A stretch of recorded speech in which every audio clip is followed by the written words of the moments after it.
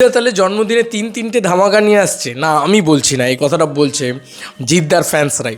এবার তারা এতটা কনফিডেন্সের সঙ্গে বলছে যে আমারও কোথাও গিয়ে মনে হচ্ছে এরকমটা হতে পারে। দেখো, আমি সত্যি মিথ্যে জানি না, কিন্তু আমি এইটা বলবো যে এই জন্মদিনটাকে ঘিরে যে পরিমাণে আলোচনা হচ্ছে, যে পরিমাণে কী বলবো, ক্রেজি জিনিসপত্র ঘটছে, তাতে মানে আমি সবাই খুব এক্সাইটেড হয়ে যাচ্ছি।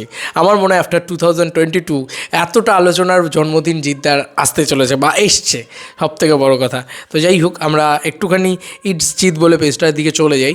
ও আমার ফ্রেন্ড লিস্টেও আছে। তো আর 4 দিন মাত্র বাকি, তারপর উৎসব।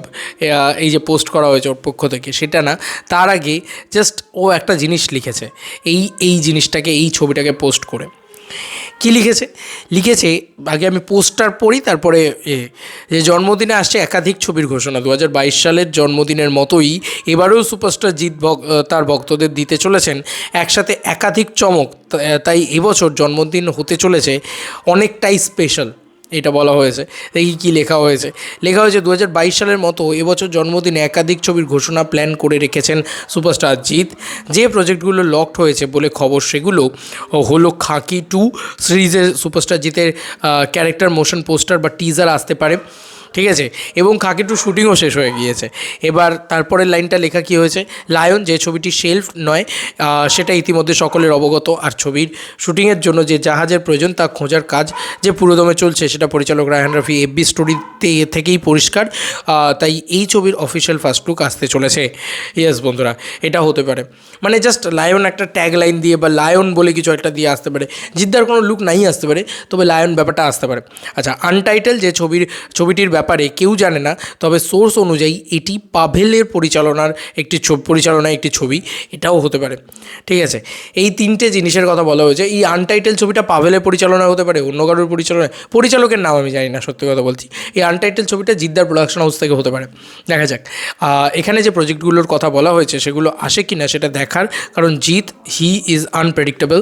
তবে 3টি আপডেট আসবে এটাই আন্দাজ করা হচ্ছে। এখানে তারাও কিন্তু এই কথাটাই বলেছে। তো দেখা যাক 3টে আপডেট আসে কিনা।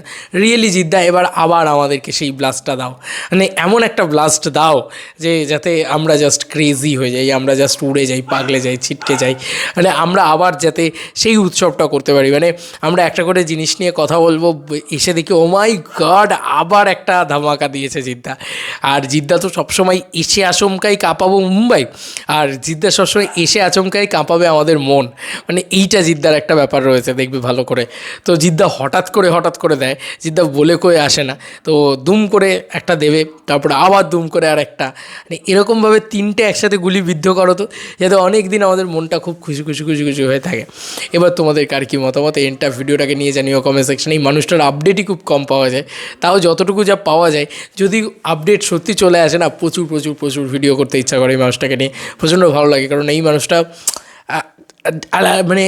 মানে সত্যি কথা বলছি, ওই বলে না দূর থেকে আই মাই গড, হ্যাঁ সুপারস্টার, সেই সুপারস্টার অরাটা রয়েছে এই মানুষটার ভিতরে। এই কারণে আরও বেশি ভালো লাগে।